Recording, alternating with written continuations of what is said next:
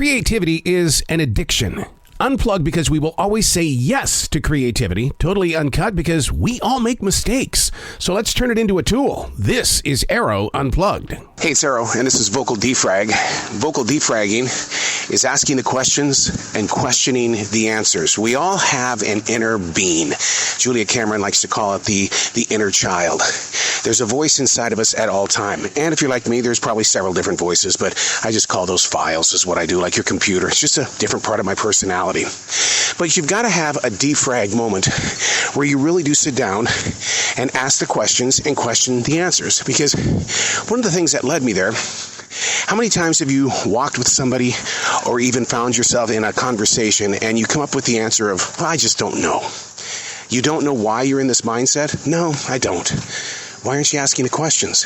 Why aren't you finding the strength inside of you to locate a solution of some sort? So to defrag and to start walking the path of being a defragger, it's going to take some honesty from you to talk with yourself on the inside. And notice I said to talk with yourself, not at yourself and not to yourself. It's with yourself. When you walk that walk and you find it to be a journey of learning to listen to the self that you are, things begin to come together. You're connecting in places that used to be filled and overtaken by anxiety, fear, shame, doubt. The goal is to get to know you. And that's why vocal defragging is so important to your process on a daily basis. And I do mean daily. I keep two different types of defrag journals. A handwritten one where I can physically go back and read my writing. And I don't know about you, but maybe it's because I've been a daily writer for 30 years. But I can tell what mood I'm in by the shape and size of my lettering. And I can go in there and I can study what was triggering, what was putting myself in a mindset of how I could have grown out of that situation a little bit smoother than what I did. And that's why defragging or journaling is so important.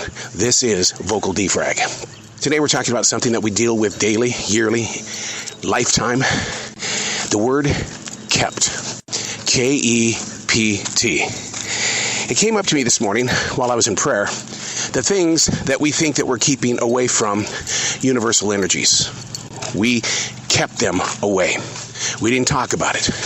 We didn't put ourselves in positions where we could have easily gone through the evolution or basically just trying to understand a better solution. We kept it. But the thing is, though, is that what you think you're keeping it's going to be uncovered, no matter what. It may not be from you. It may not be from this generation. But all that you have kept will be seen. One of the reasons why I'm not afraid of sharing my daily writing, my journals are open for anyone to read, is because it's who I am. You have a question, some of the answers are going to be in there. But the word kept. What are you keeping from others around you that really actually could lead to a peaceful heart? We all make mistakes. I always say that we can learn from them, turn them into a tool. That doesn't mean that you have to hit the streets of the everyday world and start bragging about every mistake that you have done. But you can keep a journal of some sort or even a vocal defrag. You go back in and you listen to the vocal tones, the pitch, the volume, to try to figure out what your emotions were in that moment of now when you vocal defrag. And then when you write things out in a journal, and a lot of people fear that because they don't want people to read what they're thinking, what they're experiencing. It's a protection device, I get it. But eventually you start to see a different side of your personality. And other people see it too when you start to break things down. And they're going to want to know, well, what are you doing differently? What's the big change here? I'm seeing a change. And in that moment, we honestly go through a mode of we feel like we're being judged. I was researching for an interview that I've got on Monday with a huge journalist that has traveled all over the world. She has been in Syria. She's been in the Arab countries. She's been over in Afghanistan, Ukraine war. And one of the things that she brings up in the bio, the secrets that were kept of Ireland's war in the 1980s. See, there's that word kept. It was kept away from so many people. And when I get with her, I'm going to talk to her about the reasons behind why it was kept a secret. This is through the eyes and the experiences of a journalist, not a government, but a journalist who has put a lot of focus in on keeping people real. That's what she wants to do with every one of her stories, to show the other side of war, famine, the other side of darkness. It's amazing. When you start looking into what you have kept away from others, there are tiny answers in there that shape the personality that you are. What have you kept away from the light? Does that mean I go out and spill my guts on everything that I'm doing in life? No, I try to stay reserved by way of trying to observe what other people are doing without asking questions. Doesn't that put me in a state of assumption, thinking that I know what they're going through? Well, if I listen carefully and I listen without question, I'm already going to know what their story is or what they're sharing because they're going to talk about it.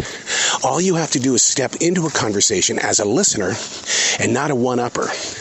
And if somebody gets into an area that you've been keeping away from others, then what you face is that decision to become more open. And I do believe in that openness because it creates conversation. We're doing the same thing over and over again. It's like walking up Heartbreak Hill here in this forest. One day I dream of walking up this hill with other writers, thinkers, planners, creative people to talk about the energy of this forest. But the only way I'm going to get people here is I've got to take this kept secret and make it a reality. Heartbreak Hill, you're going to get your blood racing. Your imagination is going to be on fire. You're going to find yourself in a place of, you know what? I don't want to talk about the stock market. I don't want to talk about the full moon tonight. I just want to talk about everyday life. That's one of the reasons why I do the interviews that I do on my podcast. I'm not interviewing anybody. I'm just having a conversation. And I love it when somebody in the middle of a conversation will say, "Are we going to get this interview started?" Wow. Redefined interview. Because I've been asking questions and I've been questioning answers. We've been in this interview, except I just happen to call it a conversation. So I want you to put focus on the word kept. What are you keeping away from the light and others? Because, like I said, there's so many answers in everything that you've hidden away. And when you do that, you're a little bit different today than what you were yesterday. But was it positive?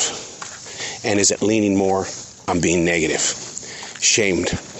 I read an article. It was based on procrastination. And they say it's not connected to laziness, because laziness says you ain't doing anything. Whereas procrastination, you feel guilty that you haven't done anything. So there's a big difference. So they're trying to connect procrastination basically with depression, low anxiety. You see what I mean? So what are you keeping from the conversations that is actually making you a procrastinator? Just something to think about. Ask the questions. Question the answers. We just had a bunch of questions here just in this conversation alone. So hopefully that'll ignite you to say, okay, I'll do it. I'm Arroe, and that's Vocal D Frag.